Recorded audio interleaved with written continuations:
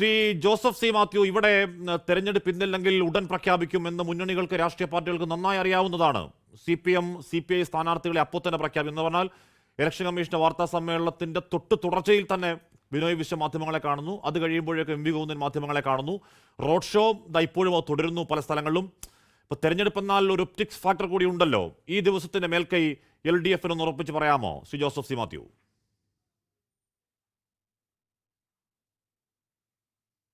പറയാമെന്നാണ് ആഷ്മി ഞാൻ കരുതുന്നത്. കാരണം ഒരു പ്രചരണം ആണ് ഒരു ഇലക്ഷൻ്റെ റിസൾട്ടിനെ മുഴുവൻ നിർണ്ണയിക്കുന്നത് എന്ന് ഞാൻ കരുതുന്നില്ല. പക്ഷെ പ്രചരണത്തിന് ഒരു പങ്കുണ്ട്.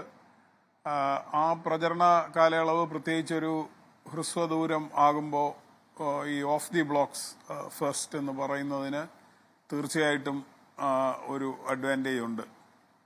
അതേസമയം ഇതൊരു 40-45 ദിവസത്തെ പ്രചരണം ഉണ്ടായിരുന്നെങ്കിൽ അതത്രത്തോളം നമുക്ക് പറയാൻ കഴിയില്ല. ഇത് നമുക്കൊരു 20-24 ദിവസം മാത്രം പ്രചരണം അവശേഷിക്കുന്ന ഒരു സമയത്ത്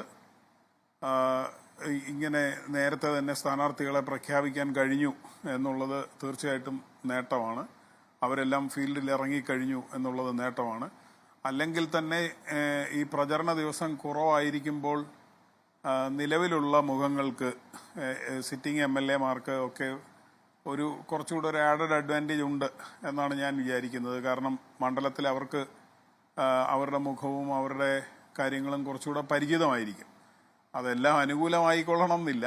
എന്നാലും പ്രചരണത്തിൻ്റെ ഒരു വീക്ഷണകോണിൽ മാത്രം നോക്കിയാൽ ആ ഒരു അഡ്വാൻറ്റേജ് സിറ്റിംഗ് MLA-മാർക്കുണ്ട്. ആ രീതിയിലുള്ള ഒരു അഡ്വാൻറ്റേജും കൂടുതൽ UDF-നേക്കാൾ കൂടുതൽ LDF-നുണ്ട് എന്ന് നമുക്കറിയാം. കാരണം അവർക്ക് 90-ൽ അധികം MLA-മാരുണ്ട്. അപ്പോൾ അതിലെ പലരും സിറ്റിംഗ് MLA-മാരും മത്സരിക്കുകയാണ് ഇപ്രാവശ്യം. അപ്പോൾ അതിൻ്റെ ഒരു മേൽക്കൈയും അവർക്കുണ്ട്. അങ്ങനെ ഇരിക്കുമ്പോഴാണ് ഈ ഇലക്ഷൻ പ്രചരണം വരികയും വളരെ പെട്ടെന്ന് അവർ സ്ഥാനാർത്ഥികളെ നിശ്ചയിക്കുകയും അവർ നിശ്ചയിച്ച ഉടൻ തന്നെ ഔദ്യോഗികമായ പ്രചരണത്തിലേക്ക് ഇറങ്ങുകയും ചെയ്തത്.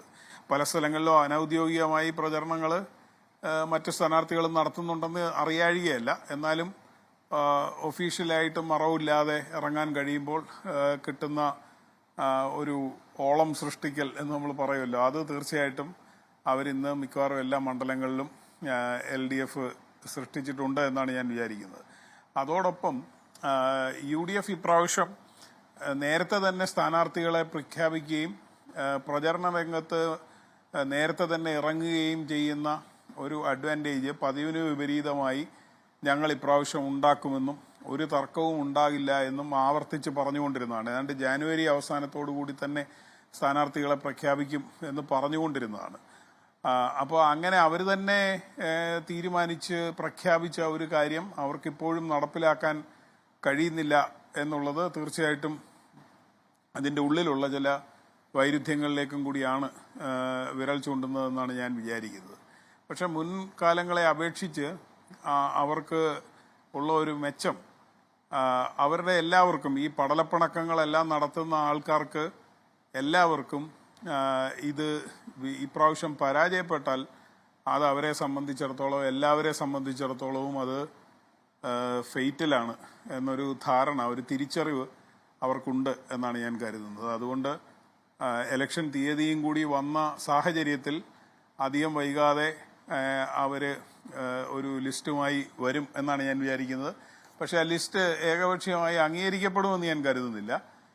ചില പൊട്ടലും ചീറ്റിലും ഒക്കെ ഉണ്ടായേക്കാം. എന്നാലും ലിസ്റ്റ് അധികം വൈകാതെ ഇനി അവരും പ്രഖ്യാപിക്കും എന്നാണ് ഞാൻ വിചാരിക്കുന്നത്. എന്തായാലും അവർക്കത് പ്രഖ്യാപിക്കാൻ ഇനി സമയമില്ല. ഇനിയിപ്പോൾ ആകെ എല്ലാം കൂടെ 10-21 ദിവസമുണ്ട്. അതിനിടയിൽ ഒരു പെരുന്നാൾ വരുന്നുണ്ട്, അതിനിടയിൽ ഈസ്റ്റർ വരുന്നുണ്ട്. അതിൻ്റെ ആഘോഷ കാലയളവിൽ കുറച്ച് ദിവസം ആ വഴിക്ക് അങ്ങനെ പോകും. അവിടെ പ്രചരണം നടക്കില്ല എന്നുള്ളതല്ല, പക്ഷേ പ്രചരണം ഒന്ന് മന്ദീഭവിക്കും. അങ്ങ് പിന്നെ നിശബ്ദ പ്രചരണത്തിന് അവസാന ഒരു ദിവസമുണ്ട്. അപ്പോൾ എല്ലാം കൂടി ചേർന്ന് ഒരു 10-19 ദിവസം പരമാവധി ആണ് പ്രചരണത്തിന് കിട്ടുക. അപ്പോൾ ഇനി ഏതെങ്കിലും തരത്തിൽ ഉഴപ്പിക്കളിക്കാൻ UDF-ന് സമയമുണ്ടോ എന്ന് ചോദിച്ചാൽ, അല്ല, ഉഴപ്പിക്കളിക്കാനാണ് പ്ലാനെങ്കിൽ അത് അവരുടെ വിധി എന്നേ പറയാനുള്ളൂ. ലോകത്തെവിടെയായാലും ഏത് സമയത്തും 24 വാർത്തകളും ഓഗ്മെന്റഡ് റിയാലിറ്റി പാക്കേജുകളും എക്സ്പ്ലെയിനറുകളും വിശദമായി കാണാൻ ഞങ്ങളുടെ YouTube ചാനൽ നിങ്ങൾക്ക് സബ്സ്ക്രൈബ് ചെയ്യാം.